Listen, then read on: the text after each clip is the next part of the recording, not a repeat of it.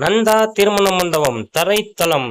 திருமணம், நிச்சயதார்த்தம், வளைகாப்பு, மஞ்சள் நீராட்டு விழா, மீட்டிங் ஹால், பந்தல் கெடா, கறி விருந்து இவை அனைத்தும் ஒரே இடத்தில். நந்தா திருமண மண்டபம் தரைத்தளம், குண்டுபிள்ளையார் கோவில் எதிரில், பஜாஜ் ஷோரூம் வளாகம், அம்மாப்பேட்டை, சேலம்.